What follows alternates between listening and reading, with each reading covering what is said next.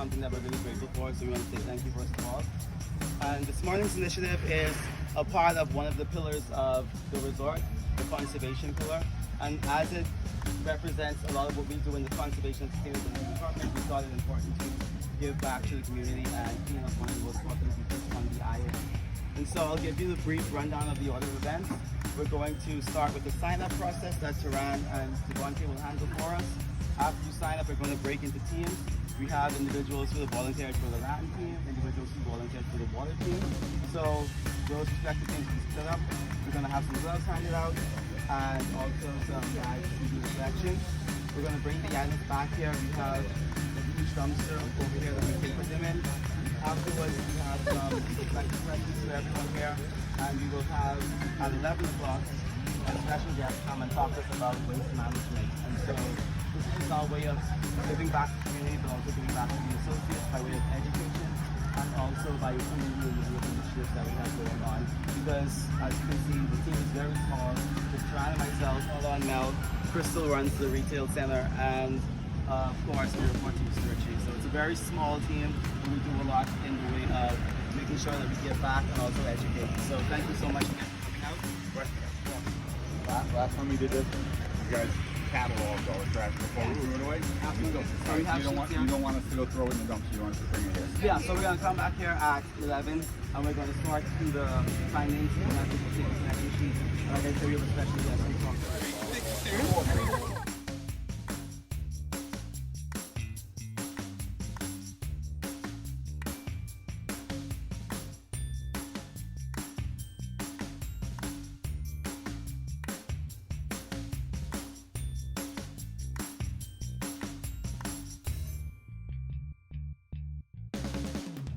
Also the most important part, we picked up a lot of big pieces, but the big problem that we have are the micro pieces. And I bet a lot of people walk past those, right? Did anybody stoop down in the sand, picked up the small pieces? Yeah. Bottle cap, what else did you pick up besides bottle cap? Orange peels.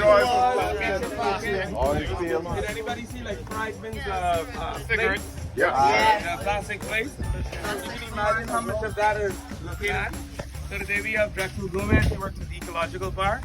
Formerly worked at the Island School with the Center for Sustainable Resources, and they worked on solid waste and also looking at microplastic. He would have worked with Crystal Ambrose, who is the young lady in charge of the 2020 plastic ban.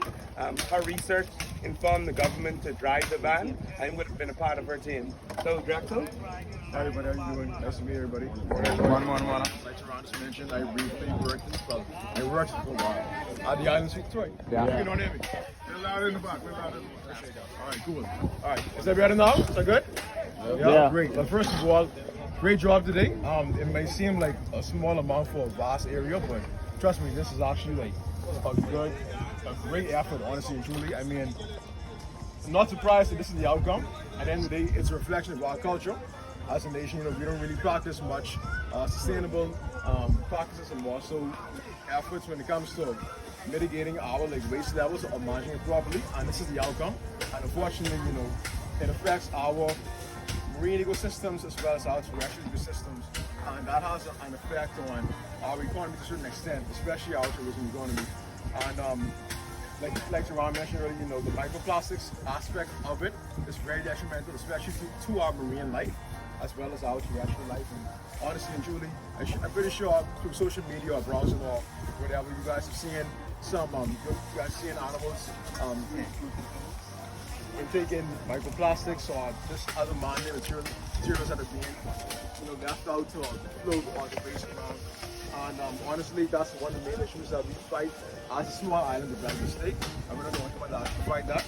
Back at the island school, we actually do something called a waste audit, where we would take the waste that we collected from particular areas and go through it. It's like an actual audit and record quantity, the materials, the consistency of how much generated, from also divert what could it be with the materials that can be recycled or reused or uncycled away from those that cannot be, because the reality is we do consume a lot of materials and we do import a lot of products, and not everything we import or consume is recyclable.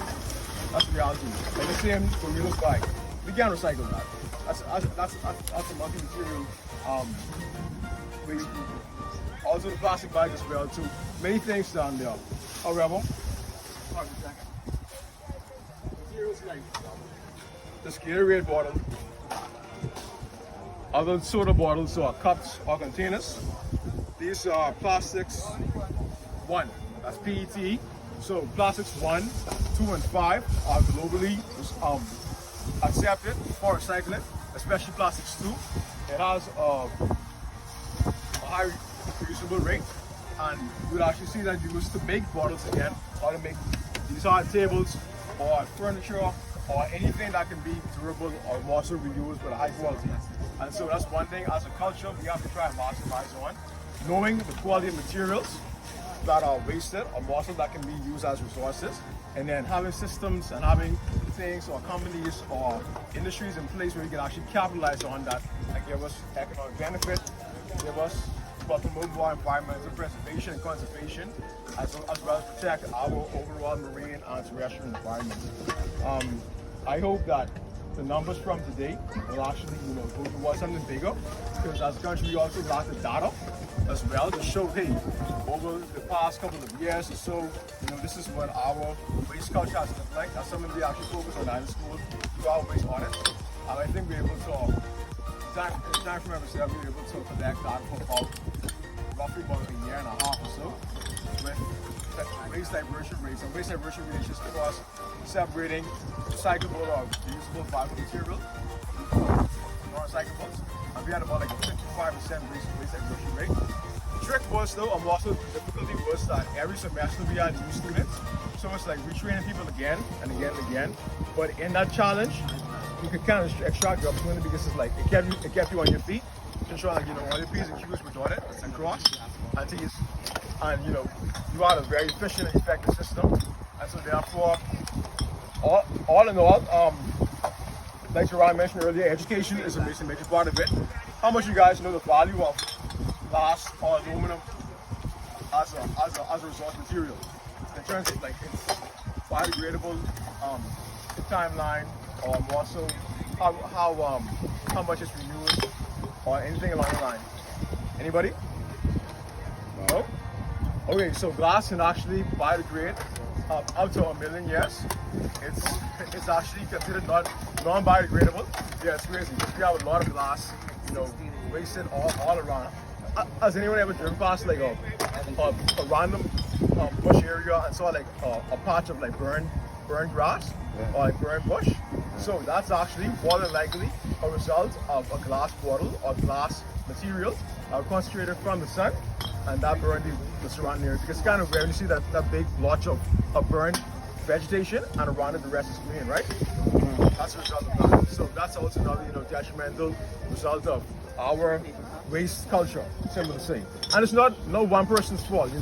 As a community, as a nation, we have to really drive more results and more effort to change this around, and a lot of that really comes from policy, honestly and truly. The legal structure in place will actually get a lot of more sustainable actions and initiatives happening, because without that, it's like you're standing on one leg and no support really. So aluminum, on the other hand, as well as glass, actually has a 99% rate of maintaining its quality through the recycling process. Most of the aluminum today has actually been initially processed like possibly early 20th century. It saves a lot of energy in terms of water and power when you take it through the recycling process again and again. I think glass saves about 20% of water and 40% energy or power, if I'm not mistaken. And how much people really know about that? And so I always try to encourage people to listen. We have places like Cans for Kids. Have anybody ever heard about them before? Well, yeah, Cans for Kids collect aluminum cans, and to a certain extent plastics as well too, but they compact them and they ship them out for further recycling to the United States. So that's a good avenue if you guys are ever interested in doing so. And also with the glass, the landfill, they take them and they crush it and they use it as a fire break liner to prevent any fire from happening in the landfill cells down by the ecology park, as well as some small local recycling happening with them, but not on like a large scale to deal with this really. And also our island per se. And our island really is small, honestly. The number is somewhat big, but our island is small, but it's really amazing to see how much we generate. Question, does anybody know how relative the sustainable development goals are to like resource management or waste management? Anybody want to give a try to see which sustainable development goals reflect like proper waste?